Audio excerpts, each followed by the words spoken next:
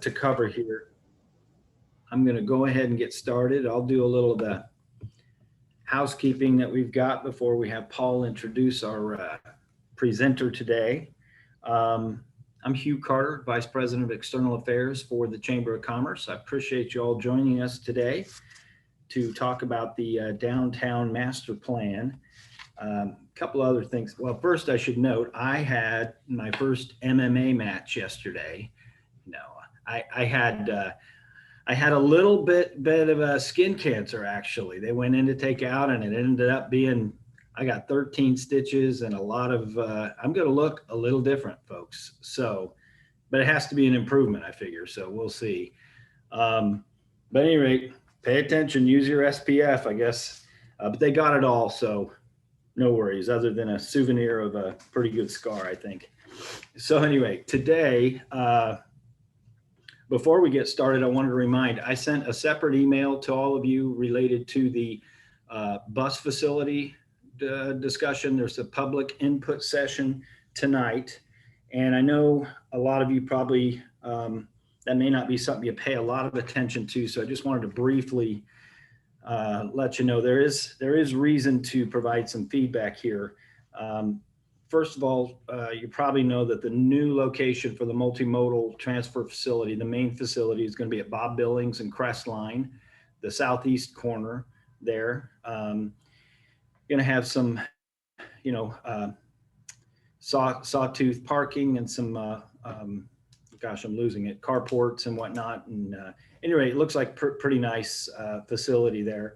But the thing that they're still needing a lot of feedback on is the downtown facility, which is currently going to be moving from its current location right in front of the library.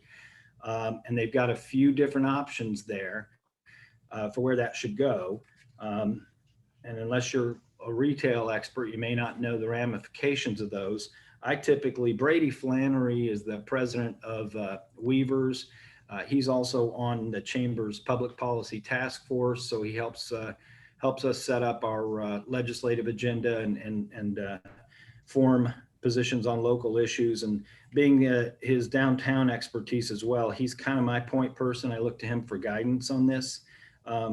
And Brady, I see you are on the call. Would you mind give just 1 minute, at least on this movement of the downtown transfer facility and why it may be important for some folks to weigh in one way or the other there tonight? Thank you, Hugh.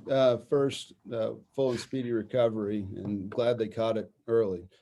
I haven't spent a lot of time digging into it. I've generally been part of one conversation and reviewed the 4 plans. I would encourage everyone to think about, the daytime traffic. I think the businesses, offices, whatnot, the 800 block on Vermont would be particularly detrimental to many of those businesses. And there are 2 options with that 800 parking lot along Vermont. There's also a proposal in the 800 block of the parking lot in New Hampshire that is equally challenging, more from a safety perspective there, and also the barbershop business that happens in the daytime, the restaurants, and obviously retail. So those 2 greatly concern me, those 3, but those 2 general locations. The 4th location is around the parking lot of the 1000 block in Vermont. And while I'm not in favor of that either, I think that would be the least disruptive option of the 4 that are currently presented. So I'm not advocating for one over the other, but I do think that the 800, anything in 800 Vermont is very detrimental. And I have grave concerns about 800 New Hampshire as well. So feel free to reach out on anything. And before I turn it back over to Hugh, I'll also mention that I'm on the Downtown Master Plan Steering Committee, and we have a lot of work to do still. So thank you very much for hosting this today, Hugh and Amy. And please feel free to reach out to me because I still have some significant concerns, and I'm willing to do anything I can to make sure we present the best plan possible for commerce and our community. Great, thank you, Brady. So there were two public sessions today. Actually, one was during this call here, so I didn't give you that time because I want you here. But tonight, there is the second one. You have an email that has the link to that. It's a virtual meeting, lawrencetransit.org/transfer dash facility /. So anyway, go to the email or just email me if you need that link again. But also you can get with Brady or whoever else downtown. I think we might have Sally on the phone too. There's plenty of folks through the chamber you can get in touch with. And you can also just email comments directly to info@lawrencetransit.org related to the downtown transfer facility. So if you can't make that meeting tonight, please do weigh in. Just a quick email would be great. Second item, I wanted to make you all aware, very excited that we're going to go back in person with our government and community affairs luncheons starting next month. So our July meeting will be at the BTBC as we have been in the past. Unfortunately, as soon as I say that, I think I'm going to be gone. I'm pretty sure I'm on vacation. So Mr. Davis, our chair, Paul Davis, will handle that meeting, but we will be in person at the BTBC. The topic next month is going to be the new recommendation of a new form of government. Most of you are aware. So I served on a task force with John Nalbandian as our chair that just recently forwarded a recommendation to the city commission that we move to a directly elected mayor, as well as 6 districts, 6 commissioners, all in districts. And so there's so much to open up and talk about there. Lots of, I think, misperceptions. I learned a lot during this process as well. And so that'll be a good one. And again, that'll be in person next month at the BTBC. And then finally for today, before Paul introduces our speaker, if you would keep in mind, Brady pointed out correctly that the committee was actually asked, the downtown master plan task force was asked to approve the consultant's current recommendation and move that to the city commission or recommend it for approval. But they, based on the challenges with COVID, it really impacted the process. It impacted the committee itself. It impacted their ability to get good quality public feedback. And so, thank you, Brady, other members of the committee that may be on the call here. Steve Kelly at the chamber, our vice president of economic development, is also on that committee. And kudos to you all for pumping the brakes and allowing for greater public input before that goes to the commission there.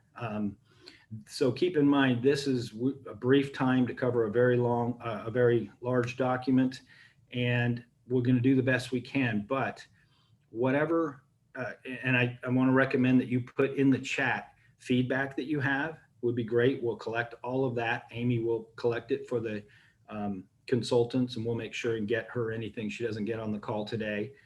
And questions that you may have, also put those in the chat.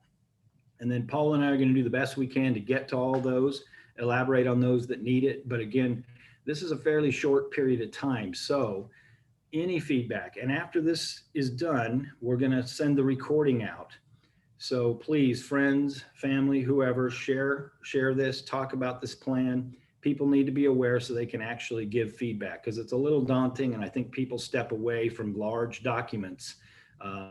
It's difficult to dive in and give the feedback. But if they watch something like this, I think it could really spur some opinions that we need to hear.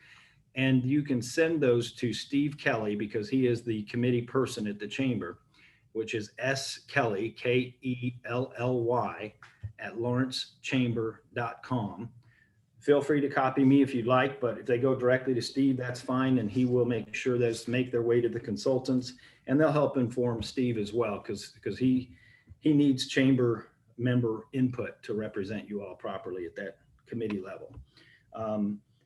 So with that, I think I've got that pretty much covers for all the housekeeping stuff. I'll turn it over to our Government Community Affairs Chair, Paul Davis.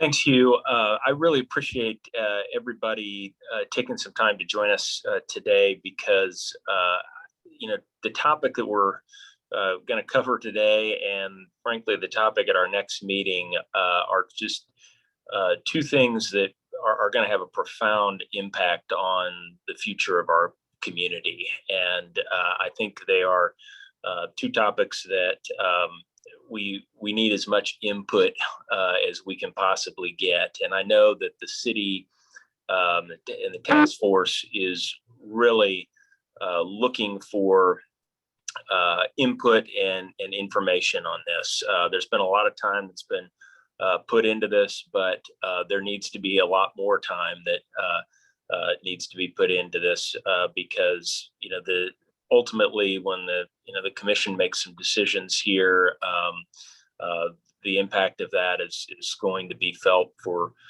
many years to come, and all of us absolutely treasure our downtown. I think it's the best thing that Lawrence has to offer, and we've got to make sure that we get this right so that we can continue to have what I've always thought of as just the best downtown around. So, Amy, we are really glad to have you here, and I know there's a lot for you to cover here, but I will just turn things over to you and let you kind of give an overview, and then we can have some time for discussion. And once again, I hope everybody would just take some time, read this, and offer your input because it is very much needed.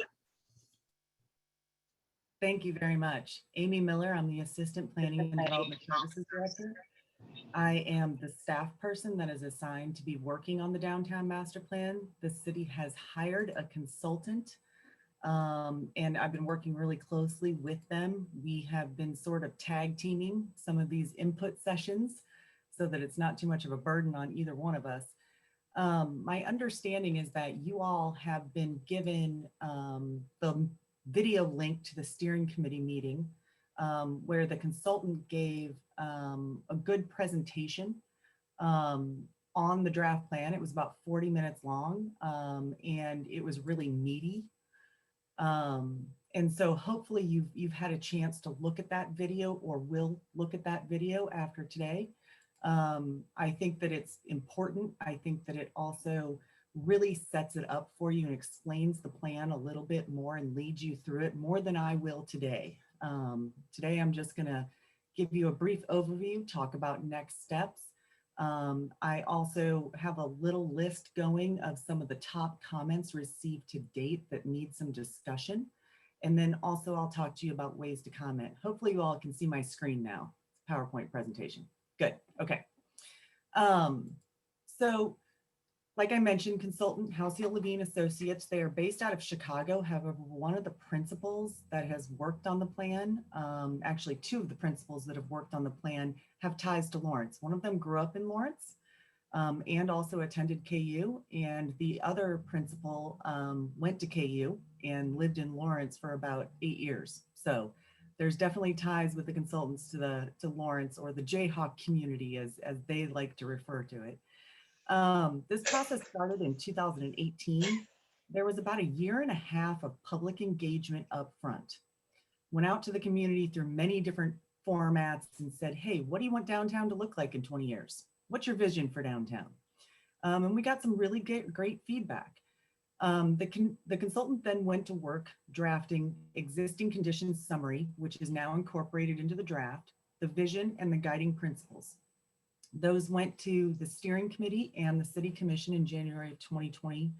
And that was approved in some sense of the fashion. And that makes up the foundation for the draft plan that you see today. It's important to note that that public engagement up front really shaped what the consultant put in the draft plan and the recommendations that have been pushed forward to date.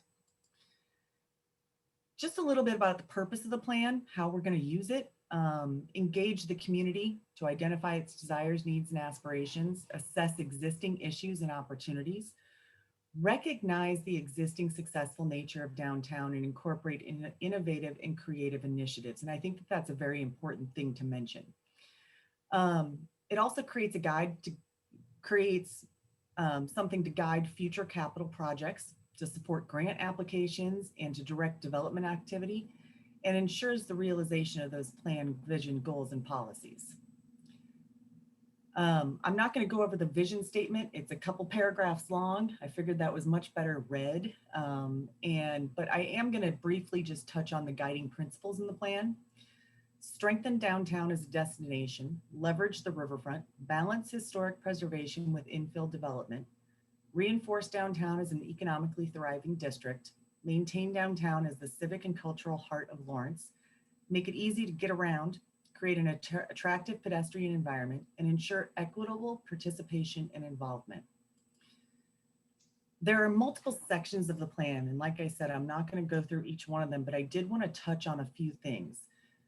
The first section is on land use and development, and there's a section on opportunity sites, and then also historic resources. And we've garnered significant public comment on those two sections, which is why I wanted to specifically mention those. There is also a section on transportation and circulation, community facilities, which includes public spaces, touches on homelessness in the downtown area, recommends that we designate a permanent facility for the farmers market, and also touches on that river piece, again, leveraging the river.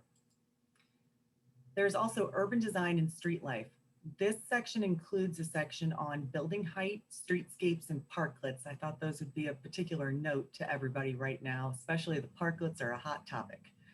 And essentially what the plan recommends on the parklets is that, hey, look, parklets can be a good idea, but you need to develop a permanent program with stakeholder involvement and see where that goes. And it's a pretty loose recommendation. Remember, the downtown master plan is a guiding policy document. It doesn't write code. It might recommend that a code be modified or adjusted to incorporate a recommendation, but it's a guiding policy document that sets out what downtown should look like, the vision for downtown. Currently, we are in a public input period on the draft plan that has been extended to June 24th at the steering committee and city commission's recommendation. There are multiple ways to comment. I'll get to that in a minute. There has been a steering committee meeting that is set for July 8th at 4 p.m. It will be virtual Zoom format. The consultant will then work to revise the draft based on the steering committee comments from that meeting. And we anticipate city commission consideration in early August. The staff and the consultant are currently working to gather all of that input. And what we'll end up doing for the steering committee for their July 8th meeting is we'll end up preparing what we like to call a matrix. It'll have a list of all of the comments. If there are multiple comments on that say the same thing, we'll probably just group those into one. But then there'll also be a recommendation from staff and the consultant. That recommendation could be incorporate. That recommendation could be, here's some options that we need the steering committee to discuss. Or it could be, hey, that's already incorporated. You might have missed it. It's on page whatever. But that way, when we get to the steering committee, hopefully we just have a list of like the top 10 that really need discussion.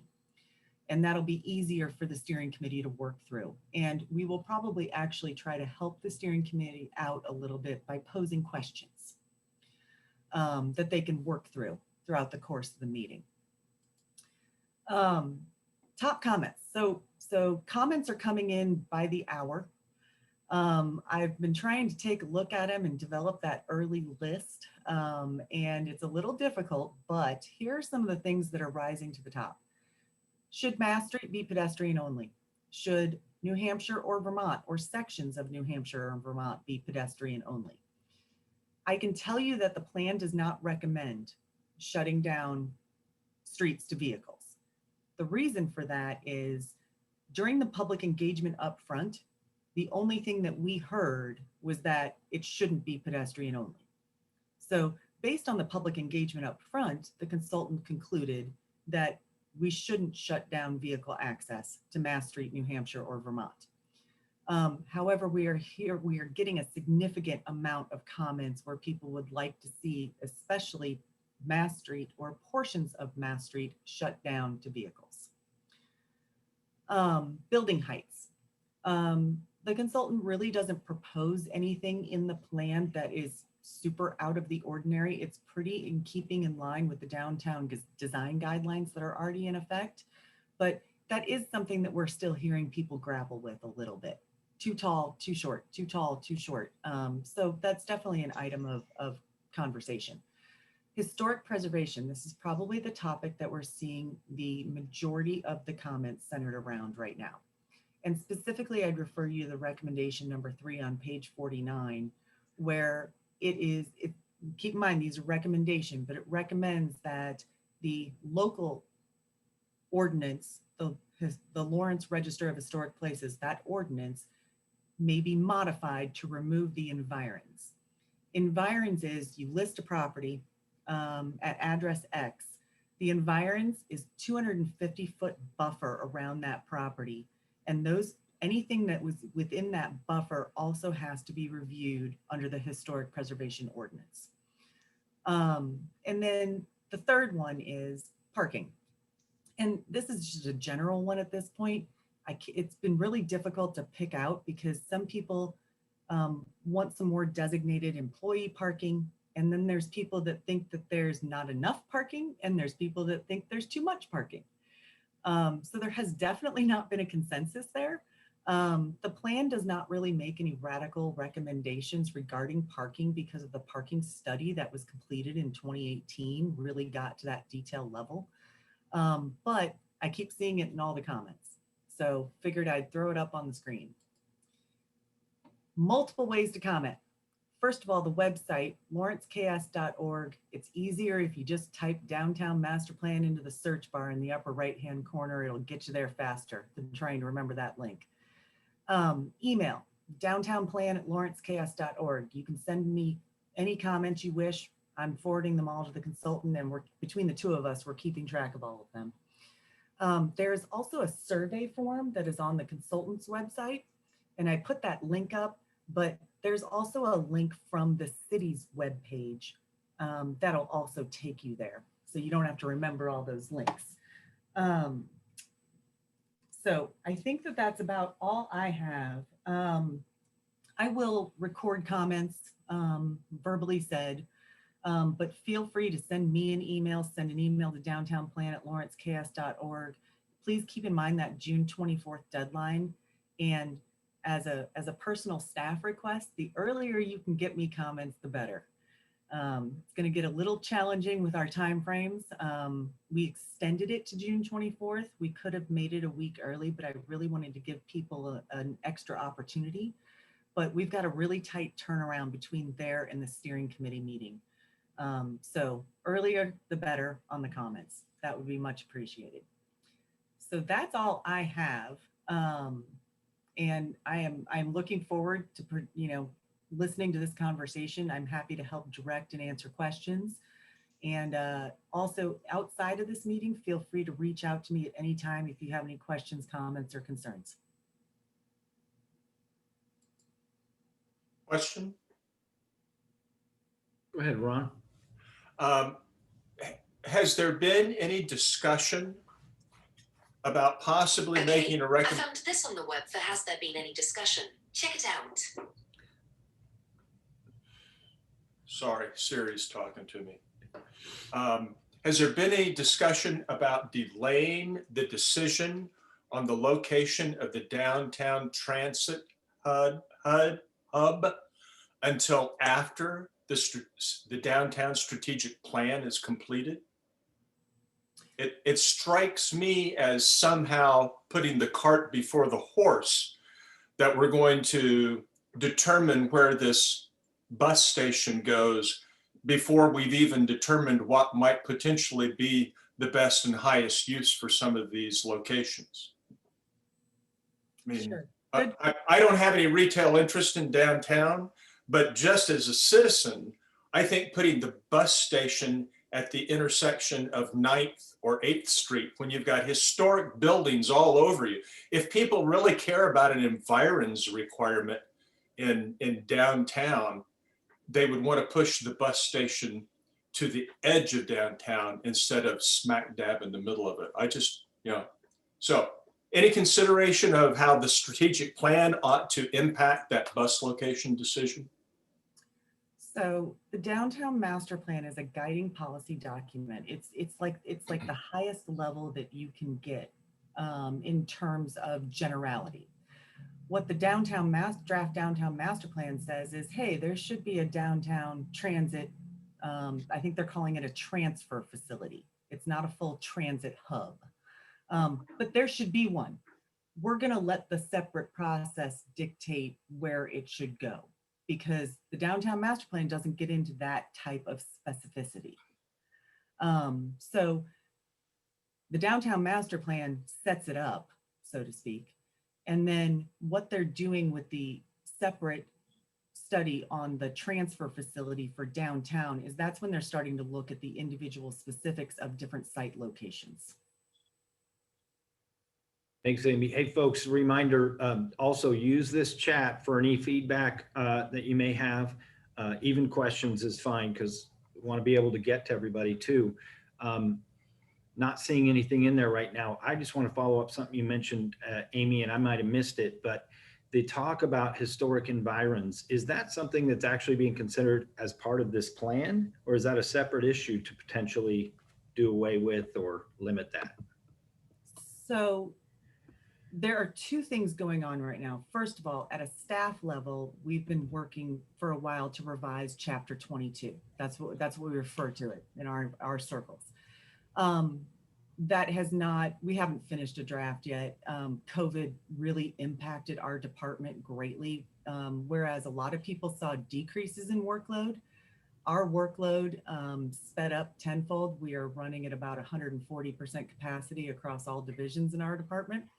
The building industry never took a break, and in fact sped up. So we've had to put some of those longer term projects on the back burner. Gotcha. So that has been going on. The consultant included in their plan a recommendation. There was a hefty conversation during our original public engagement phase regarding historic preservation and how it impacted development in downtown. And the consultant is taking some hits right now. I'm trying to find the language so that I can read it to you and do it justice. But there were some sentiments that in some cases, our current historic preservation efforts, and there's a lot of them, could be hindering development. They did not use that word. They used a different word, which will probably get changed. But so the consultant said, hey, look, what are some recommendations that we can make that would change that while still keeping in mind that historic preservation is important? And it actually forms a framework for a lot of the economic viability of downtown. And so one of the recommendations that they came up with, sorry, I'm not scrolling fast enough.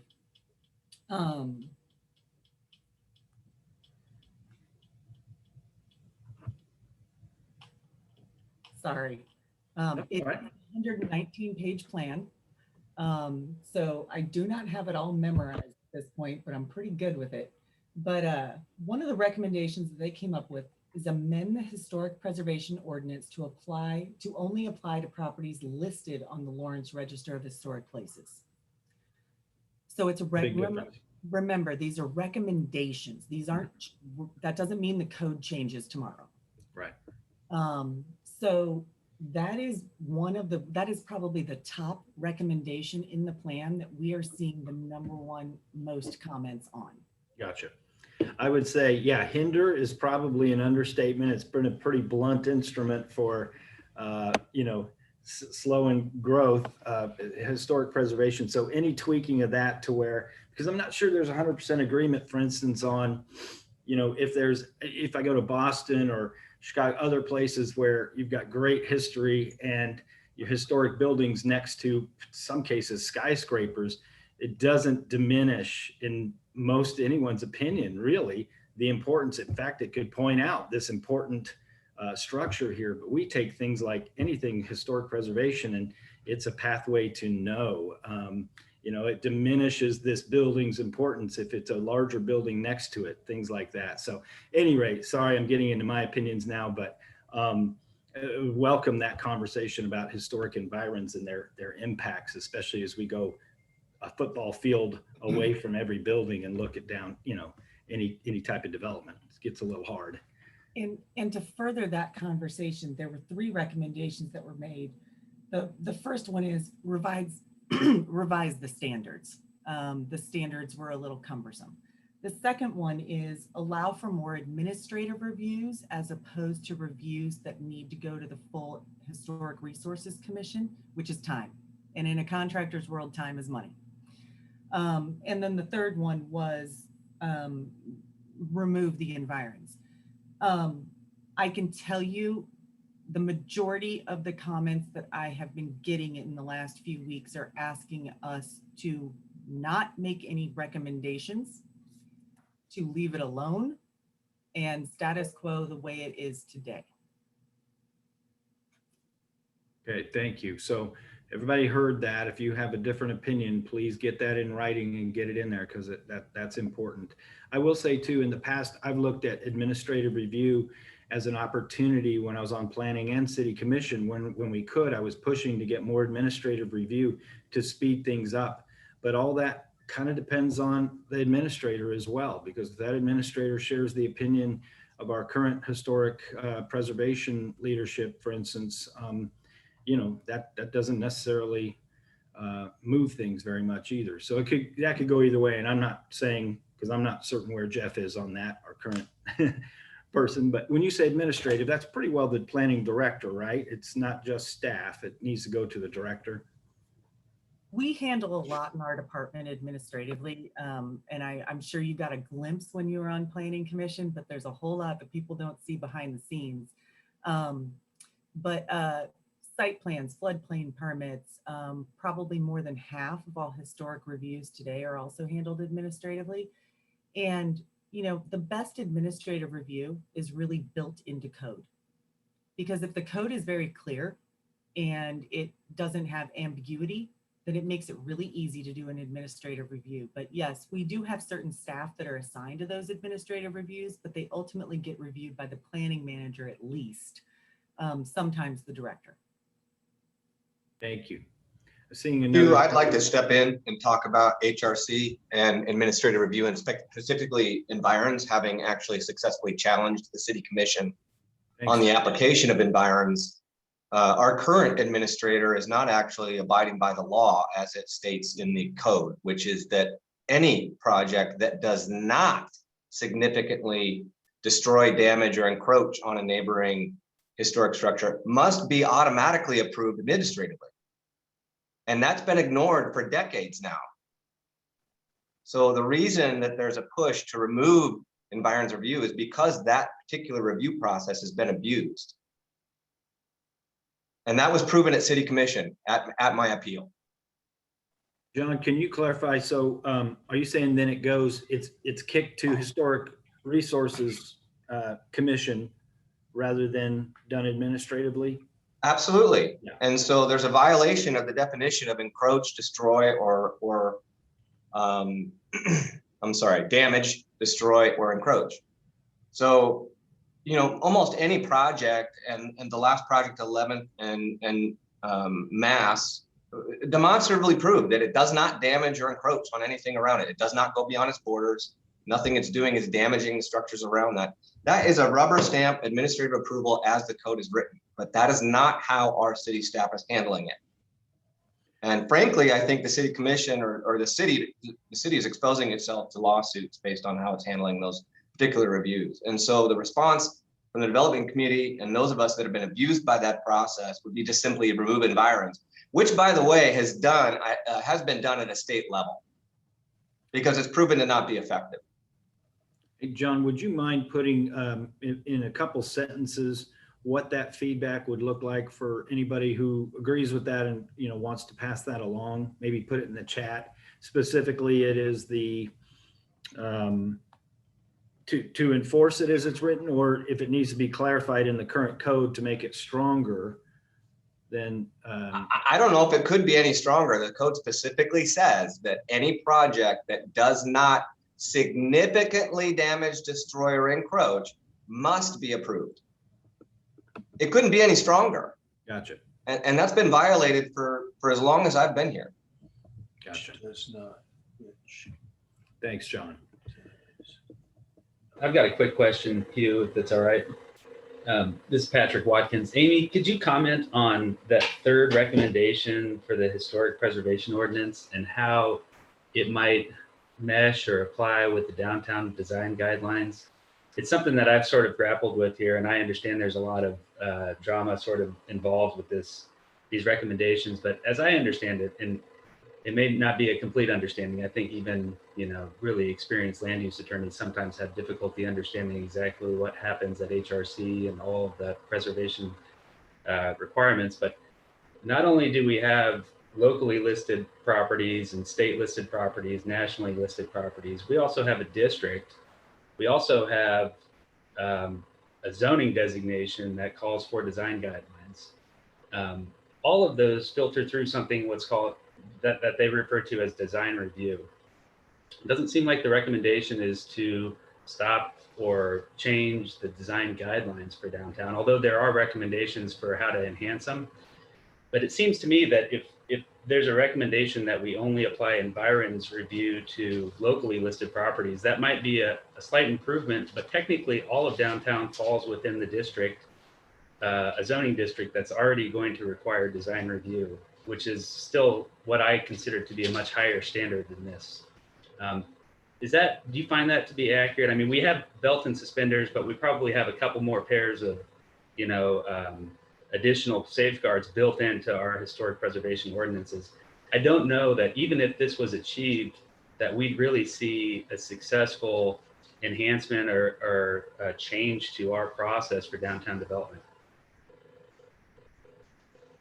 So to answer your question, it's a great question because there is a lot that is encompassed by historic preservation. When we talk about historic preservation, when we talk about HRC, there's a lot of things. I'm going to try and give you a little primer first. There are three essential things. The first one is the Downtown Conservation Overlay District and their associated design guidelines. We commonly refer to them as the Downtown Design Guidelines. That's one review. And pretty much any place downtown that's going to be encompassed under a review for the Downtown Design Guidelines. The second one is national or state law review. The portions of downtown are listed on the National Register of Historic Places as a district. That has no environs associated with it. The Downtown Design Guidelines also has no environs, no buffer. It's just for the listed property, okay? And that is a separate set of guidelines that is the Secretary of the Interior standards that's reviewed for. The third one is the Lawrence Register of Historic Places, which is a local ordinance. That is the one that has the environs associated with it. So if you're going to do any development downtown, you may be in 1, 2, or 3 of those reviews. It just depends. Most likely you're going to always be in the downtown, have to be reviewed against the Downtown Design Guidelines. The plan talks about the Downtown Design Guidelines, and I didn't mention this earlier because we haven't gotten comment on it, and I was trying to pick the high topics, but it actually recommends that the Downtown Design Guidelines get updated. And it actually has a little bit of section in there. It says that the new guidelines should provide a range of design principles, standards, and criteria for infill development and new development based on the functional subareas that are earlier in the plan. But it is recommending that the Downtown Design Guidelines get reviewed and updated. It can't really do anything with the Secretary of the Interior standards, the national or state listed properties, but those are only for the properties that are listed themselves. And when you talk about the ones that are listed as part of the district, it is a lesser review than an individually listed building. And then I already covered the local and the environs. I think that answers your question, Pat. Yeah, I appreciate that. And I guess just to very briefly follow up, the design guidelines that govern the properties downtown, this is an entire zoning district and it applies to downtown. If we were to remove environs review for locally listed properties, everybody still has to go through design review when they redevelop. This doesn't really necessarily change the fact that there's an entirely different set of pretty burdensome. I mean, the design guidelines govern everything. We wanted to do some landscaping out in front of our building, and we can't seem to get in compliance with the design guidelines. It's that particular. So removing this, I mean, while it is well intended, doesn't necessarily remove the full burden that most people are going to have to go through. Is that fair? I would echo that, Pat. And look, the reality is I went to school with the basis, the architecture school with the basis of trying to save great buildings. What I found here in the city of Lawrence versus my work in California, Oregon, and Washington is that our historic codes are the most draconian I've ever faced. And that has led to the detriment of development downtown. And it's not just a matter of the review process. If you really think about what development is, it's risk taking, it's an investment. And what you're saying to potential developers is that the risks are so unknown, it's not worth it. Because you can go through the current design process, which is so complex. Pat just illustrated that through the design guidelines of downtown, its own zoning district, any state and historic guidelines you have to go through, and then some nebulous historic review with the city. You're left with so much uncertainty that we really are scaring away developers from doing great projects downtown. And you see great projects in small cities across the country right now. Lawrence is way behind. This plan, in my mind, is what we should have done 10 years ago. This isn't a plan for what we should do in the next 20 years. This is what we should have been doing over the last 20 years. My biggest fear in this plan is that what's really missing on the main guidelines, I think it is the guiding principles. There is no mention of housing. All the research shows that for a sustainable, growing downtown core, the focus needs to be offering housing and as much housing as possible. And to put that in perspective, the building I'm in right now at 8th and New Hampshire, it takes up 5 residential lots, okay? The building on the corner of me where Milton's is, that takes up, I think, 3.5 residential lots. So let's put this in perspective. This building holds 55 people, that building holds, or 55 units, that building holds 100 units. The average lot tax revenue just on the other side of Rhode Island collects $1,400 a year in annual tax revenue, property tax revenue. This building generates $230,000 of tax revenue. Nowhere in this report does it measure tax revenue, does it measure the number of residents, does it measure the number of businesses or the sales tax revenue from those businesses. There is no measurables here. So if you have goals without time constraints or measurables, what's the point? This to me sounds like a bunch of opinions rather than actual advice on what's best for this community. But we're missing out on millions of dollars of tax revenue because we've been underdeveloping our downtown core. And if we don't have housing as the main primary driver, as the guiding principle of this plan, this is not going to be a successful or sustainable downtown plan. And that doesn't really jive with our comprehensive plan. And I'd be happy to talk more about the tax revenue and infrastructure costs that we're absorbing. I mean, we're paying money to park personal vehicles of city and county staff at South Park. That parking lot at South Park that faces South Park should be some of the most prime residential real estate in the city. We should have $1 million condos, 6-7 stories up overlooking the park there with commercial below. We technically should be collecting $2 to $3 million in just property tax revenue on that property, but we're parking cars and this plan doesn't even address that lot. So I'm a little bit frustrated with the plan. It seems to me like it's just a compendium of people's opinions with no basis in fact. Parking as an example, here's a whole book that illustrates that free parking is a waste of taxpayer dollars and of community land.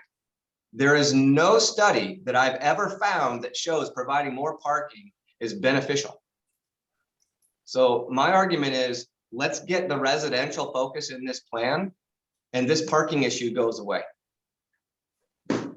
Hey, Amy, or actually anybody who's on the committee, can you comment too? Because I'm surprised. I mean, housing being such a focus at City Hall, that is not. I mean, is it just not reflected in the written comments that was it discussed? I suppose is what I'm getting at among that committee.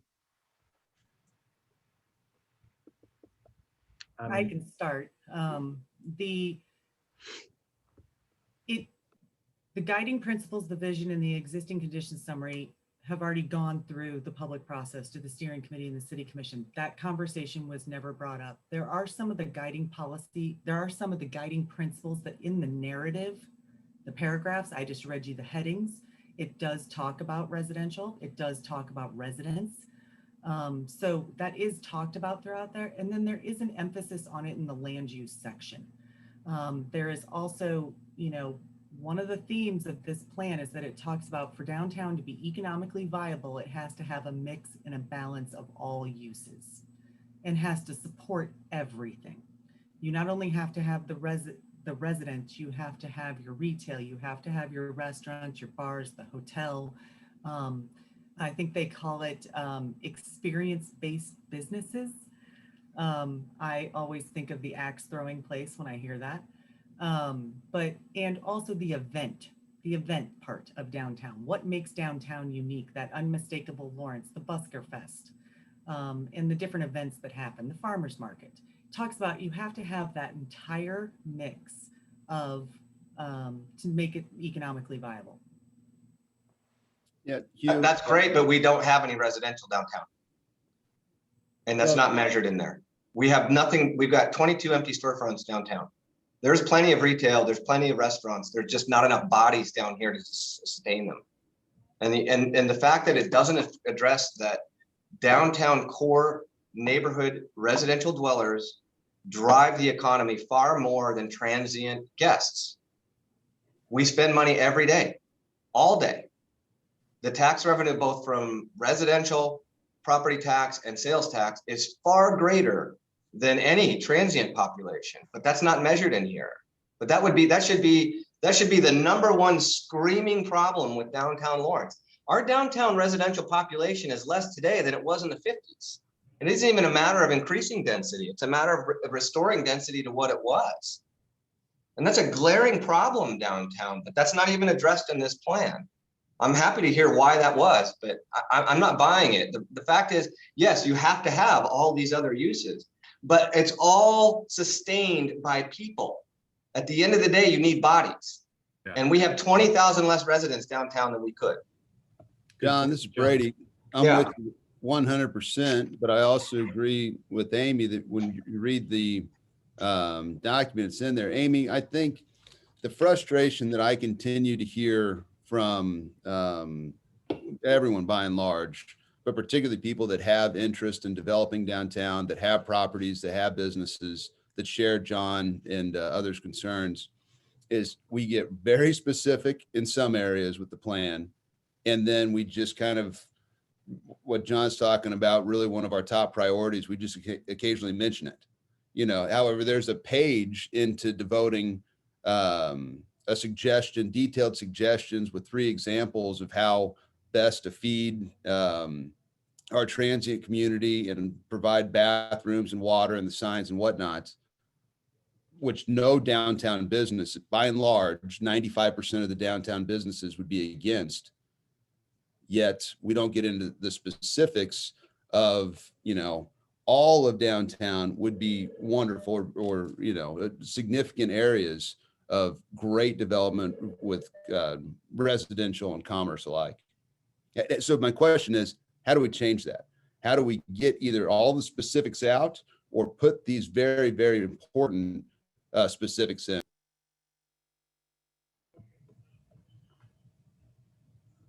Good points. Brady, I think those are good comments and I will pass them along to the consultant.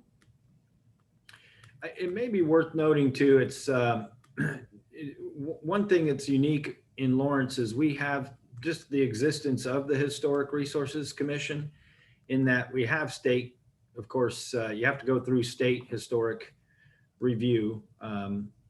But we added that back in the 90s, early 90s. Is that been, I know there's talk of the historic environs either being limited or eliminated. But was there any discussion about the Historic Resources Commission itself and its duplication, I suppose, as being one more of those groups, and maybe the toughest of all, the most obstructionist entity probably in Lawrence? And I'm sorry, I know that, but there's plenty of historic review that's already in place without going through that extra step. And that's just been, from my point as a government relations person, that's the sticking point for virtually every complaint that I get for people trying to invest in downtown. Any discussion of the Historic Resources Commission itself? There was no discussion on the Historic Resources Commission itself, other than they're the review body that handles the reviews. We have an agreement with the state. It's called a CLG agreement, Certified Local Government Agreement with the state, where we can process the state and national review through Historic Resources on their behalf using their guidance. That would be the only one that we could get rid of, so to speak, at this point. And if we did that, then people would have to go to the Historic Resources Commission or administrative review for downtown design guidelines and local listing, and then you'd have to do a completely separate process for the state law review. So that was kind of why we didn't envision that. What I will say is the plan does make a solid recommendation to move more reviews to administrative, so they wouldn't have to go to the Historic Resources Commission. But in combination with that, it also says that the guidelines need to be revised to be more clear, and expectations be able to be set out up front so that it takes the subjectivity out of the process. Great, thank you. How about some other feedback or questions?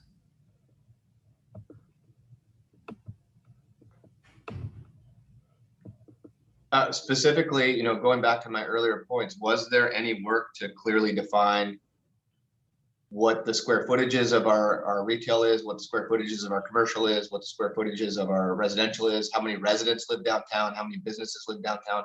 Was that data captured? The consultant was not hired to do a specific economic analysis. Instead, they relied on existing reports that are out there. I believe that they use the Collier's report. They also use the city report that contains all of the data on the downtown uses and the square footages associated with that. Also, that also includes retail sales per capita breakdown. It also includes retail sales by square footage for the district and trends over time. So they base their information on that. I guess I didn't see that in the report. Is that in the report specifically? I'll have to look, John, but I believe it's in the existing conditions summary. I think that's where it's mentioned up front. The reason I bring that up is going back to measurable goals and understanding what works and what doesn't. And one of the problems that I face and why I'm so frustrated with this particular product example is I started my work on the Comprehensive Planning Committee in 2013, and I have yet to see any significant policy change from that work. I mean, that was 8 years ago. And my fear is this project has taken 3 years and we don't really have any meat here for our leaders to have some conviction on. And so what I would ask the committee do is really look at the data and say what works and what doesn't. And the consultants, instead of just compiling opinions about what people want, like their example about how tall buildings should be or not, people are making those decisions based on their opinions and their anecdotal experience without actually looking at the data. The data is often counterintuitive. As an example with parking, we've consistently found when you raise parking, retail sales go up. And the reason is because you weed out the kinds of people that aren't there to go to those businesses. When you raise prices to meet market level, then all of a sudden the only people parking downtown or in front of businesses are the people that want to go to those businesses and spend money. So that's counterintuitive, but the average person isn't aware of that.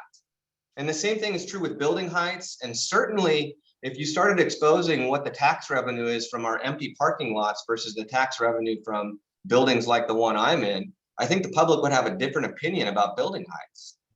So I would ask that the committee really look at that data, integrate the data, but then come to some significant conclusions about what's most important. And I would argue, and this is done all over the country, housing is the #1 priority. We see that with the lack of available units in the community right now.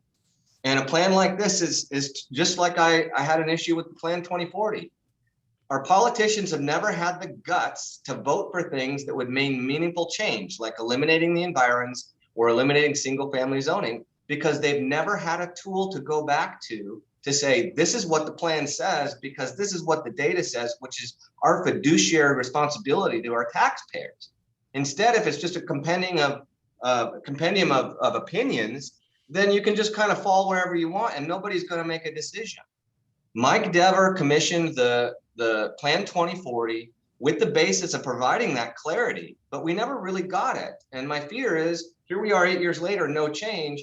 We do this plan 3 years into it. By 2019, so 2027, we still don't have any policy change.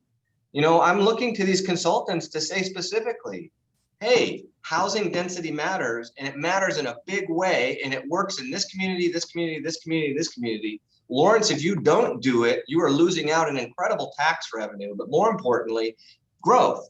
Because what's the biggest thing that's happened over the last 30 years is that small municipalities have chased employers by building projects like Venture Park, which is a huge capital outlay and really a gamble, because the municipality plays developer with the hopes that they'll dangle that carrot to get business to come to them. But what we found over the last couple of decades is that employers are now locating where the talent is. In other words, it's a employees market. And so employers are locating where employees want to be. And everybody wants to be here, but there's nowhere to live.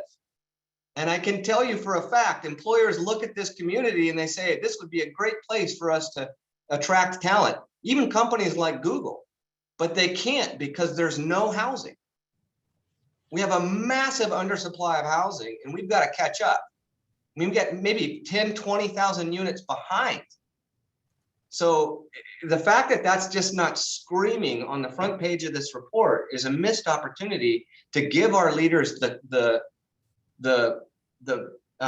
conviction to make real policy changes.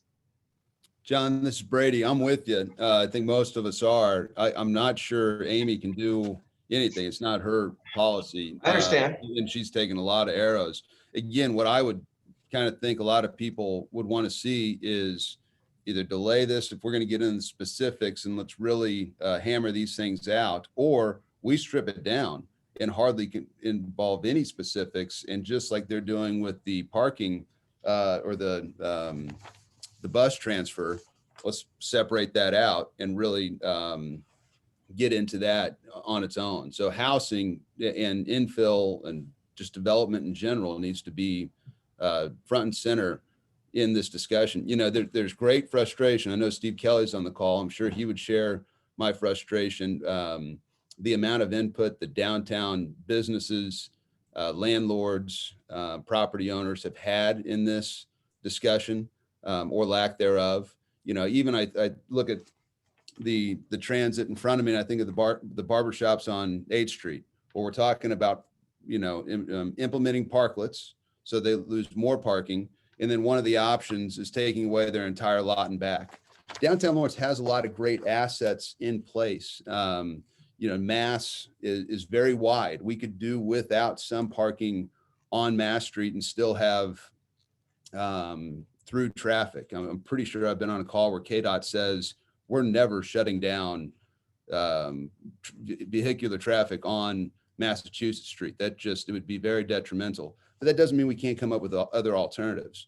One of those assets we have is most businesses on Mass have wonderful alleyway access. And yet our alleys are terrible. They're unsafe, they're unsightly, And here we are, we're not even talking about how we can use that as an asset and then talk about some infrastructure projects that I think we would have universal support of. So I really hope that we continue to keep things high level moving forward. And if we're going to get into the specifics on anything, like you say, John, we really get into it and understand the opportunities out there. So Amy, I'm all ears for how we can help you and help the committee present you with this information, so we have a document that is going to really help commerce in this community for the foreseeable future, because it's at a state where we can't get this wrong. And I definitely think that one of the things, I've been talking to a few groups over the last few days, and one of the things that I keep stressing to people is the question is, take a look at the draft. What would you like to see changed? And you can be specific about it on page whatever, you know, or I'm not seeing any mention to this. I think this needs to be added. That's the question before everybody right now. In the current draft, what would you like to see changed? The other thing I've been encouraging people to do is also let us know the things that you really like, because we can get 100 comments that something needs to be changed, but we're not getting the comments from 500 people that they really like that the way it is. So, you know, those are the two questions. What do you really like about it? And what do you think needs to be changed? Good points. Yeah, we are at our stop time here, but I will say one thing that's evident too, and I think everybody's touched on it at one point or another that spoke, but it needs more feedback from folks, and it's nobody's fault. I mean, the process has just been difficult with COVID and all, but the other thing is just feedback from, you know, most of us are not experts. We don't even understand the unintended consequences of what we might say or suggest. And John, you know, you threw out a lot of great points. John and I have talked a lot and you know, off camera, and I appreciate you joining us here today, John. But the more we can get the type of information John referred to anyway, that help people make decisions that say, if you do this sort of thing, typically here's the consequences. For instance, this might have significant increase in property tax revenue, which starts to help even things out, or in retail revenues, or, you know, quality of life, people living downtown, whatever that may be. Most folks don't really know what they, you know, if they knew the impacts, or at least what the impacts have been in other cities of these things, their feedback would be much more meaningful. For instance, I just went through this form of government exercise on the committee, and I know I was picked in order to represent the business community's view.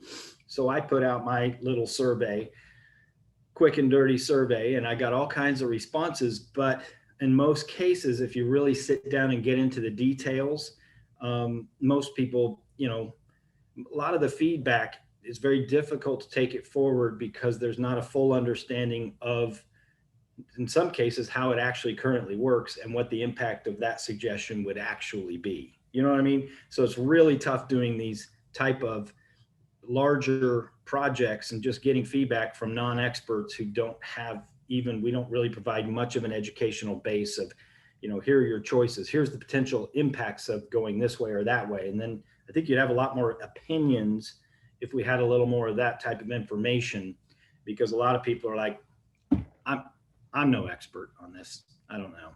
And you hear both of everything. So sorry to get back on my soapbox, but it just points out we need more of these type of opinions.